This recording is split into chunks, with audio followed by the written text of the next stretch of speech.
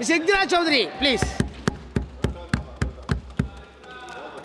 धन्यवाद सभापति महोदय। आज मैं यूनियन बजट 25-26 पर अपनी बात रखने के लिए खड़ी हूँ। भारत के संविधान के आर्टिकल 38 भारत को एक वेलफेयर स्टेट के तौर पर पेश करता है और सरकार की जिम्मेदारी है कि बजट और उससे जुड़ी वेलफेयर स्कीम्स के जरिए इन आर्टिकल्स को हकीकत में लाया जाए। इसलिए यूनियन बजट सिर्फ एक आंकड़ों की किताब नहीं, बल्कि सरकार की प्राथमिकता और वेलफेयर स्टेट के संविधान से जुड़ी वफादारी का आईना है। सरकार की जिम्मेदारी है कि इकोनॉमिक पॉलिसीज़, जिनमें बजट भी शामिल है, ऐसी बनाए जाए जो गैर बराबरी को कम कर सके और सबसे ज़्यादा गरीब वर्ग को सहारा दे। बजट वो लाइफलाइन है जिससे शिक्षा, स्वास्थ्य, पेयजल, social security, SC ST minority, गरीबों की भलाई के लिए स्कीमें चलाई जाती हैं। मगर ये बजट को देखकर महसूस होता है कि ये भविष्य के निर्माण से ज़्यादा हेडलाइन बटोरने का एक दस्तावेज है। इससे सबसे ज़्यादा प्रभावित होने वाली वही लोग पीछे छूट रहे हैं जिन्हें सरकार के सहारे की सबसे ज़्यादा ज़रूरत थी। वो किसान जो बढ़ती लागत से परेशान हैं, वो नौजवान जो बेरोज़गारी का सामना कर रहे हैं, और वो औरतें जो निज़ामती रुकावटों से जूझ रही हैं, और वो गरीब जो महंगाई के बोझ के तले दबे हुए हैं। This government is proudly marketing the income tax exemption of 12 lakhs. But the question is, how many Indians even earn that much to benefit from it? Only 2.2% of Indian population pays direct taxes, whereas no relief has been given in regards to indirect taxes, the burden of which falls on everyone, especially the poor and weaker section of the society. This clearly shows that this is not an inclusive budget. GST की ऊंची दरों ने आम आदमी की कमर तोड़ दी है। ज़रूरत इस बात की है कि खाद्य सामग्री, दवा, स्कूल की किताबें और ज़रूरत की चीज़ों पर टैक्स कम किया जाए। पेट्रोल डीजल पर टैक्स कम करने की कोई कोशिश नहीं हुई, जिसका सीधा असर हर नागरिक पर पड़ता है। आर्टिकल 41 कहता है कि सरकार को ये कोशिश करनी चाहिए कि वो अपनी इकोनॉमिक हालात और रिसोर्सेज के हिसाब से लोगों को रोज़गार दे। इस बजट ने बेरोज़गारी दूर करने की दिशा में कोई ठोस उपाय नहीं दिया है। नई नौकरियों की बात तो छोड़िए, जो पहले से थी वो भी ख़त्म होती जा रही हैं। स्किल डेवलपमेंट प्रोग्राम के नाम पर करोड़ों खर्च किए जा रहे हैं, मगर सवाल ये है कि ट्रेनिंग लेने के बाद कितने नौजवानों को असल में नौकरी मिल रही है। सरकार के पास इसका भी कोई आंकड़ा नहीं है। सरकारी विभागों में लाखों पद खाली हैं, मगर भर्ती का कोई प्लान नहीं है। आर्टिकल 45, जिसके द्वारा सरकार की जिम्मेदारी है कि हर बच्चे को 6 साल की उम्र तक फ्री और ज़रूरी तालीम मिले ताकि उनका बुनियादी तालीमी डेवलपमेंट सही से हो सके, जिसको संसद ने शिक्षा का अधिकार अधिनियम बनाकर और भी मजबूती दी थी, परंतु इसकी ज़मीनी हालत क्या है वो किसी से छुपी नहीं है। नगरीय क्षेत्रों में सरकारी स्कूलों में शिक्षक ना होने की वजह से स्कूल बंद हो रहे हैं तथा दूरस्थ ग्रामीण क्षेत्र के स्कूलों में टीचर ही नहीं पहुंच पा रहे हैं।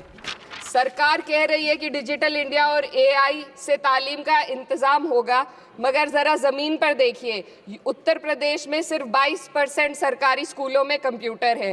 मेरे संसदीय क्षेत्र कैराना में कई सरकारी स्कूल शिक्षक ना होने की वजह से बंद हैं और मदरसा एजुकेशन के बजट में 57% की कटौती कर दी गई है। क्या यही सबका साथ सबका विकास है? इसी तर्ज पर अस्पताल हैं जहां पर डॉक्टर नहीं है। आर्टिकल 47 अच्छी सेहत और ज़िंदगी के स्टैंडर्ड को बेहतर बनाने की आवश्यकता पर जोर देता है। राज्य की जिम्मेदारी है कि लोगों की सेहत और उनके वेलबींग को बेहतर करने के लिए ज़रूरी कदम उठाए, लेकिन हकीकत यह है कि इस बजट का सिर्फ 2% ही आम जनता तक पहुँच पाता है। शामली ज़िले में 84 डॉक्टर की पोस्ट स्वीकृत है, मगर सिर्फ 29 डॉक्टर काम कर रहे हैं और गायनोकोलॉजिस्ट मात्र 1 है। दवाइयों की कीमतें बढ़ती जा रही हैं, मगर गरीबों के लिए कोई राहत नहीं है। सरकार ने महिलाओं के लिए बजट बढ़ाने का दावा किया, मगर 81% इसका बजट सिर्फ पोषण योजनाओं में डाला गया है। महिलाओं के रोजगार, उनके इकोनॉमिक इंडिपेंडेंस और सुरक्षा के लिए कोई ठोस योजना नहीं बनाई है। बेटी बचाओ बेटी पढ़ाओ का बजट घटा दिया गया, जिससे साफ है कि ये सिर्फ नारेबाजी थी और कुछ नहीं। किसानों की बदहाली हम सबके सामने है, लगातार चलती आ रही है। 2016 में कहा गया था कि 2022 तक किसानों की आमदनी दोगुनी होगी, मगर 2025 आ गया और एमएसपी पर कोई ठोस गारंटी आज भी दी नहीं गई है।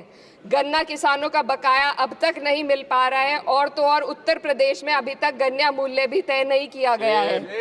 डीएपी, यूरिया और खाद की कमी से परेशान किसान आज भी सड़क पर प्रदर्शन कर रहे हैं।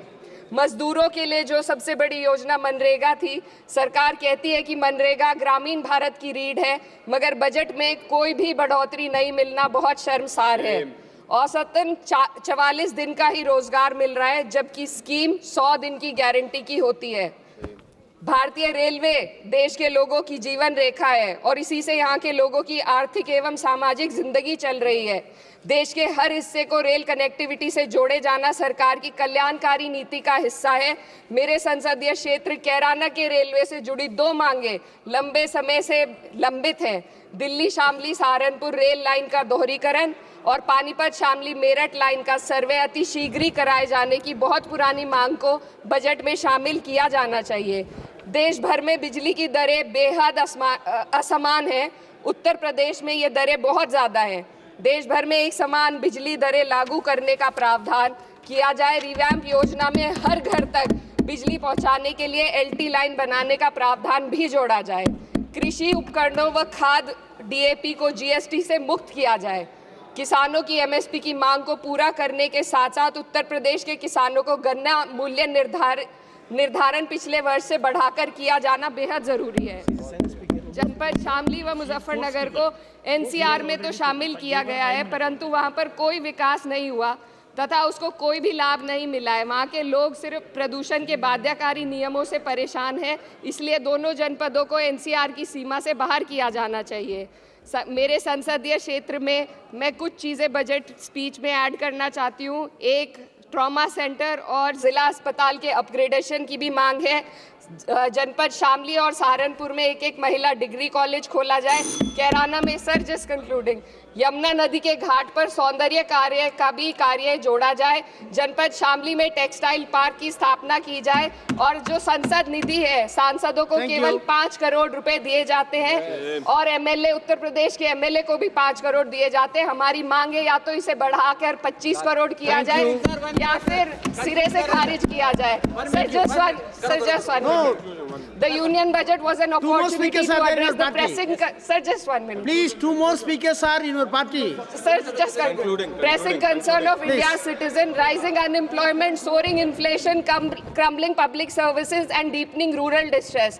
Yet, instead of offering real solution, the government has focused on optics and half measures. While tax relief for the middle class is welcome, it does nothing for the millions who earn too little to benefit from it. Education remains underfunded, rural employment stagnates, and farmers continue to struggle without meaningful support. The delays in conducting the census and caste census further exposes the government's disregard for data-driven policy making and social justice.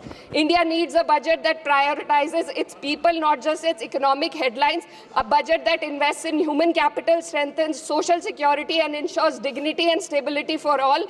But what we have instead is another missed opportunity, one that fails the poor, the youth, the farmers, and the women of this country. Budget प्रस्ताव पर अपने विरोध को मैं 2 पंक्तियों में आपके सामने रखना चाहूंगी। बेदम हुए बीमार दवा क्यों नहीं देते? बेदम हुए बीमार दवा क्यों नहीं देते? तुम अच्छे मसीहा हो, शिफा क्यों नहीं देते? मिट जाएगी मखलूक तो इंसाफ करोगे, मुंसिफ हो तो हश्र उठा क्यों नहीं देते?